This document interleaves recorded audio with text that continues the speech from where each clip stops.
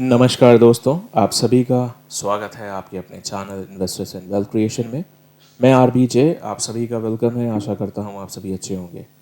दोस्तों, जो भी चैनल पर नया है, अगर एनालिसिस अच्छे लगे चैनल को सब्सक्राइब कीजिएगा, वीडियो को लाइक कीजिएगा, बेल नोटिफिकेशन ऑन ज़रूर कीजिएगा ताकि आप अपडेटेड रहें, कोई भी अपडेट मिस ना कर सकें।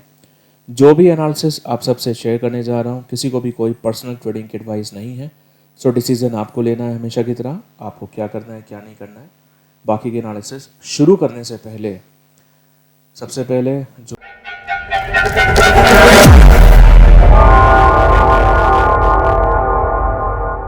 अभी आपका कश्मीर में जो वारदात हुई है, जो हुआ है, तो उसके लिए मैं कुछ बोलना चाहूँगा और आप सभी का खून खौल रहा होगा मेरी तरह, क्योंकि जो कायराना हरकत की है पाकिस्तान ने, टूरिस्ट के ऊपर गोली चलाई है। मेरे शहर के भी एक त्रिवेदी जी हैं, वो शहीद हुए हैं इसमें। और आप लोग भी डिफरेंट डिफरेंट स्टेट से, डिफरेंट डिफरेंट शहर से हैं, राजकोट से हैं, तमिलनाडु, कर्नाटक, ऑलमोस्ट काफ़ी स्टेट से लोग मारे गए हैं। और जिस तरह से मारे गए हैं, मैं उसको वापस से बोल के दिल नहीं दुखाना चाहता किसी का भी, लेकिन आप सबको पता है क्या हुआ है। तो मैं यही बोलना चाहूँगा कि अपनी इंडियन आर्मी इस बार पाकिस्तान को ऐसा ठोकें कि इनको चारों तरफ से, वैसे भी इनके घर में आटे की कमी है, आटा मिलता नहीं है, भीख मांगने चले जाते हैं वर्ल्ड में, ठीक है ना। घर में नहीं है खाने को और चाहिए कश्मीर, आप समझ ही रहे हो। तो कहने का मतलब ये है कि यही बोलूँगा आप सबसे कि कमेंट सेक्शन में जय हिंद, वंदे मातरम, भारत माता की जय, इस टाइप से कमेंट ज़रूर कीजिए और अपनी इंडियन आर्मी को मोटिवेशन बढ़े। और ईश्वर से प्रार्थना कीजिए कि इस बार पाकिस्तान का अच्छे से इलाज किया जाए, ठीक है। और इतने अच्छे से इलाज किया जाए कि याद रखें वो भी कि दोबारा जो गलती करी है ना, ये गलती नहीं है, ये ब्लंडर है और ये इसकी माफ़ी नहीं हो सकती। और सबसे इम्पोर्टेंट बात ये है कि अब इसके मुताबिक क्या गोल्ड, सिल्वर या कमोडिटी मार्केट में क्या इफेक्ट हो सकता है, उसके बारे में बात कर लेंगे। और सबसे पहले लास्ट वीडियो में मैं आपको क्या बता के गया था, वो याद रखिए, वो आपको ध्यान ही होगा। लास्ट वीक में मैंने आपको गोल्ड सिल्वर के बारे में, दोनों के बारे में बताया था। सबसे पहले मैंने आपको सिल्वर की बात कर लेते हैं। सिल्वर के लिए मैंने आपको क्लियर बताया था, आपको फॉरेक्स का भी लेवल दिया था, आपको क्या कहते हैं M6 का भी लेवल दिया था। फॉरेक्स के लिए क्या बोला था मैंने कि इस वीक में 32.05 एक लेवल है। जब तक इसके नीचे सिल्वर 1 घंटे की क्लोजिंग नहीं लेता है, सिल्वर में कोई गिरावट नहीं आएगी आगे की। और अगर लेता है तो कहाँ तक आएगी, ये भी शेयर किया था। 32.09 का लो लगा है, ठीक है। आपको क्या बोला था कि कहाँ तक सिल्वर जाएगी, 33.75 तक, 33.68 तक सिल्वर गई है, ठीक है। M6 के लिए मैंने आपको क्लियर बोला था कि जब तक 94,200 के नीचे 1 घंटे की क्लोजिंग सिल्वर नहीं लेता है, सिल्वर में कोई फर्दर गिरावट नहीं आएगी बड़ी। और सिल्वर मुझे 97,600 तक लगती है, आपके सामने है। जो चैनल पे नए हैं जाके वीडियो को देख सकते हैं। और सिर्फ यही वीडियो नहीं, लास्ट की 10-20 फिर बोलता हूँ मैं, जिनको चेक करना हो, अभी तक 384 वीडियोस डाले, सारे के सारे देख लीजिए। उसमें से कितनी बार सही हूँ, कितनी बार गलत हूँ, और किस तरह से एनालिसिस करता हूँ और किस तरह से आप सबको बेनिफिट होता है, वो आपके ऊपर भी है। अपने आप को मैं 100% कभी नहीं बोलता, लेकिन मैं जो एनालिसिस आपके सामने रखता हूँ, मैं कितनी बार सही हूँ ये आप खुद ही जानते हैं अच्छे से। 10 में से 8 बार, 9 बार, या 10 में से कितनी बार आपको खुद पता है। और इसके अलावा देखिए, गोल्ड को लेके क्या बता के गया था, गोल्ड को लेके बता के गया था, गोल्ड की लास्ट वीक की क्लोजिंग थी 32.26, 3,226 के आसपास फॉरेक्स की थी। मैंने बोला भी था आपको कि मुझे $3400 तक दिख रहा है, 3385 और $3400 के आसपास गोल्ड दिख रहा है। अब जब मंडे को मार्केट खोलती है, तो जिस समय 9 बजे मार्केट खोली है, तो उसमें फॉरेक्स का गोल्ड आ रहा था 3360 समथिंग के आसपास, ठीक है। तो 3390, $3400 तक गया। अभी ऊपर $3500 तक के टारगेट्स थे, लेकिन मैंने सिर्फ 3400 तक की बात की थी, क्योंकि मुझे लग रहा था कि $80 का भी टारगेट्स कम नहीं होता है। 70 से $80 ऑलमोस्ट 2 से 2,500 पॉइंट होते हैं, गोल्ड में 3,000 पॉइंट, 2 से 2,500 पॉइंट कम नहीं होते। सिल्वर में आपको पूरा मौका मिला। सिल्वर ने M6 में लो लगाया था 94,400, ठीक है। सिल्वर में आपको पूरा मौका मिला, ऊपर भी मिला, नीचे भी मिला, और बिंदास सिल्वर आपको पूरा टारगेट देके गई।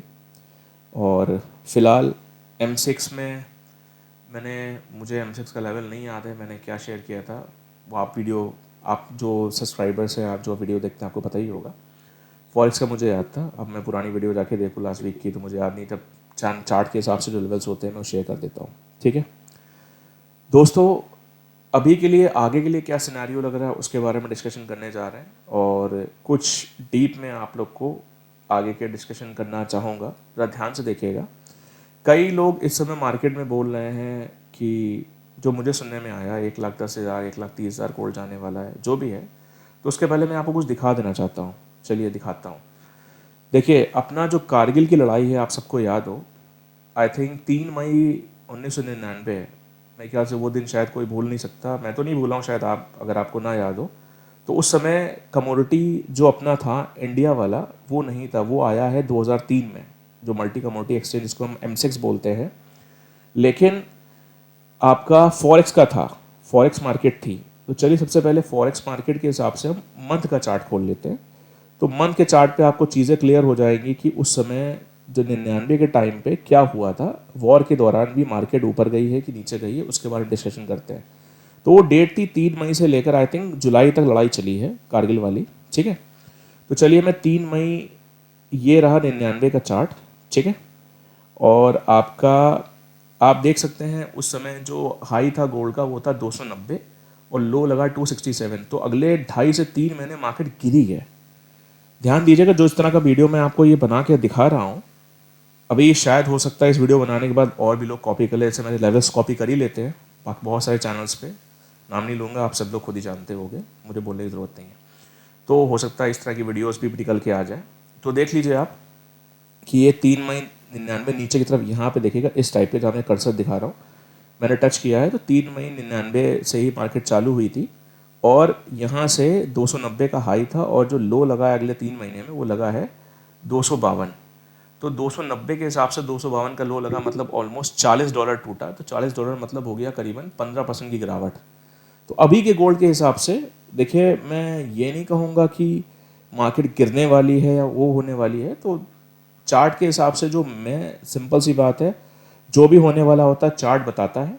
ठीक है, मैं हमेशा चार्ट को देख के करता हूँ, मैं ना किसी फॉरेक्स फैक्ट्री को देखता हूँ ना कुछ। आप जो मेरे पुराने सब्सक्राइबर्स हो आप लोग सब जानते हो, मैं किसी भी डेटा आने के बाद वीडियो नहीं बनाता हूँ, चाहे वो NFP का डेटा हो चाहे कोई भी हो।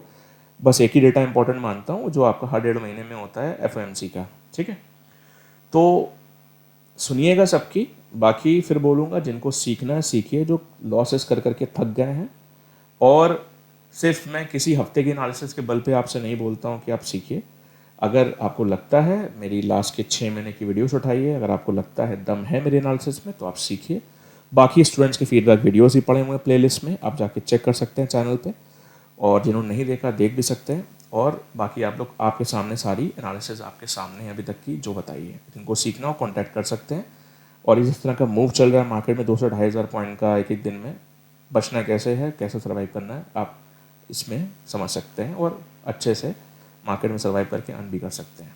ठीक है, लॉसेस छोटे, बड़े प्रॉफिट्स तभी प्रॉफिटेबल होंगे, अदरवाइज नहीं।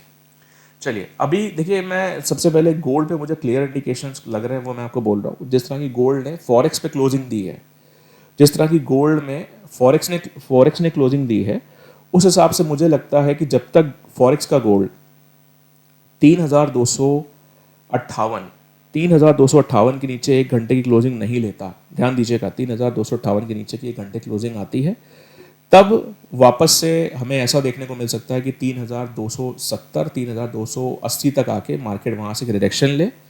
रिडक्शन लेने के बाद 3,230 से 235, और उसके बाद 3,150-60 तक के लेवल्स आपको देखने को मिल सकते हैं। अदरवाइज जो मुझे लग रहा है, जैसा का चार्ट की क्लोजिंग आई है, जैसे अब देखिए, सबसे इंपॉर्टेंट है कि मार्केट जब खुलेगी 4-4:30 बजे, 4:30 बजे खुलती है, आपको पता है फॉरेक्स की मार्केट नाइट में, तो उस समय तो कोई आप लोग कुछ कर नहीं सकते। और क्या है कि उस समय ऐसा कुछ हो सकता है कि $3,300 तक लेके आए, आप 3,280 तक लेके आए वापस से, और मुझे लगता है कि 3,370 और 3,422 यहाँ तक के लेवल्स ये देखने को मिल सकता है ऊपर के लिए। ठीक है ना, कहाँ से वीकनेस बनेगी मैंने आपसे शेयर कर दिया है। ओके, और उसके बेसिस पे अगर हम M6 की बात करें, चलिए अगर हम M6 की बात कर लेते हैं तो M6 में जब तक 94,100 के नीचे के स्ट्रॉन्ग कैंडल की क्लोजिंग नहीं आती है, 1 घंटे की क्लोजिंग, तब तक आपकी क्या कहते हैं सिल्वर गोल्ड में भी फर्दर वीकनेस नहीं बननी चाहिए। इसके नीचे क्लोजिंग आती है तो फिर हमें गोल्ड आपका 93,750 और 93,400 और 92,500 तक देखने को मिल सकता है। अदरवाइज गोल्ड मुझे लगता है कि उस केस में करीबन 95,800 और करीबन 97,100 या 200 यहाँ तक गोल्ड जा सकता है। ठीक है, कहाँ से वीक होगा मैंने आपसे शेयर कर दिया है। और अगर गोल्ड फॉरेक्स का भी मैंने शेयर कर दिया। अब आते हैं सिल्वर पे। ठीक है, सिल्वर पे देखिए M6 के चार्ट की जो क्लोजिंग आई है थोड़ी सी बेरिश है, लेकिन फॉरेक्स के चार्ट की जो क्लोजिंग आई है वो थोड़ी कंसिस्टेंट है। तो मैं आपको सीरियसली एक चीज़ बोलना चाहूँगा कि जिस टाइप का स्ट्रक्चर बना है चार्ट पर सिल्वर में, बड़ा कन्फ्यूजिंग है, लेकिन फिर भी मुझे क्या लग रहा है मैं वो शेयर कर देता हूँ। सिल्वर में देखिए मुझे लग रहा है सबसे पहले नीचे का जो सपोर्ट है वो आपका करीब करीब है 93,700 से 94,200 के बीच में एक स्ट्रॉन्ग सपोर्ट है। अगर यहाँ तक मार्केट, अगर मैं यहाँ पे ये नहीं बोल रहा हूँ कि आप सेल कीजिए, सिल्वर को लेकर कन्फ्यूजन इसलिए मैं क्लियर बोल रहा हूँ, गोल्ड का लेकर तो मैंने आपको क्लियर बता दिया। अगर यहाँ मार्केट मिलती है तो एक बैक सपोर्ट जोन बन सकता है यहाँ पे, और वापस सपोर्ट लेने के बाद मार्केट आपकी 96,000, 96,400, 500 तक जा सकती है। यहाँ पे एक छोटा सा सपोर्ट और भी है जहाँ से मार्केट ने थोड़ा सा रिवर्सल पॉइंट बनाया है। तो मुझे ऐसा लगता है कि आपका जो सिल्वर है, जब तक सिल्वर मतलब कहने का मतलब हो सकता है कल मार्केट गैप डाउन अगर सिल्वर में खुले तो 95,200 से लेकर 400 के बीच में एक सपोर्ट बन सकता है, और 94,900 का बहुत ही छोटा सा आवरली क्लोजिंग बेसिस का, मतलब 94,900 के नीचे तक 1 घंटे ना ठहरे तब तक फर्दर वीकनेस की बात नहीं करूंगा। लेकिन हाँ, अगर 95,200 400 के बीच में मार्केट मिलती है तो मुझे लगता है कि एक सपोर्ट क्रिएट कर सकता है मार्केट को वापस से ये ऊपर आपका जो लेवल्स हैं करीब करीब क्या कहते हैं 96,500 और 97,300 400 तक। ठीक है, और 98,000 तक के ये 3 लेवल्स ले जाने के चांसेस ऊपर बना सकता है। क्या क्या सिनेरियो है वो मैंने आपसे शेयर कर दिया है। ठीक है, फिलहाल के लिए मुझे जितना लग रहा है मैंने आपसे शेयर कर दिया है। मैं आपको फॉरेक्स के हिसाब से भी शेयर कर देता हूँ। फॉरेक्स के हिसाब से देखिए जो नीचे का सपोर्ट है वो है आपका करीब करीब 32.20 से 32.40। अब ये देखना है कि कहाँ पे मार्केट ओपन होती है। वैसे तो मुझे लग रहा है मार्केट फॉरेक्स की तो स्टेबल मतलब ठीक ठाक जगह पे क्लोजिंग ली है, तो मुझे लगता है कि मार्केट अगर एक छोटा सा मतलब पुल बैक मिले तो 32, 40, 70 के बीच में अगर मार्केट मिलती है तो यहाँ पे एक सपोर्ट क्रिएट हो सकता है। एक छोटा सा 32-20 का सपोर्ट लेकर आप वेट कर सकते हो ऊपर का वापस से करीबन 30 और 33-85 तक, जो मुझे लग रहा है। मैं फिर से आपको क्लियर कर रहा हूँ कि सिल्वर में इतना क्लियर विजन अभी नहीं है। हाँ, जब मार्केट खुलेगी लाइव मार्केट में जो बनेगा तो उस समय तो मैं आपसे शेयर नहीं कर पाऊंगा, क्योंकि आपको पता है मैं अपनी ट्रेडिंग में बिजी रहता हूँ, स्टूडेंट्स को भी देखता हूँ। बाकी यही बोलूँगा कि जो मुझे लग रहा था मैंने आपसे क्लियर शेयर कर दिया है, और बाकी हैव अ नाइस डे। फिर बोलूँगा जिनको सीखना हो कांटेक्ट कर सकते हैं, और इस मार्केट को लाइटली मत लीजिए। ये मार्केट में बहुत कुछ होना बाकी, हर चीज़ में यहाँ नहीं बोलूँगा, बहुत कुछ होना बाकी है। दोनों तरफ मार्केट मारेगी, और चलिए वो तो आगे वक्त बताएगा। मैं ज़्यादा चीज़ें नहीं, जितना बताया बहुत है मेरे ख्याल से, जितना खुल के बोल देता हूँ मैं इतना तो कोई बताता भी नहीं है। चलिए have a nice day, thank you so much. और कमेंट सेक्शन में वंदे मातरम, जय हिंद लिख के आना चाहिए। ठीक है, और थैंक यू सो मच।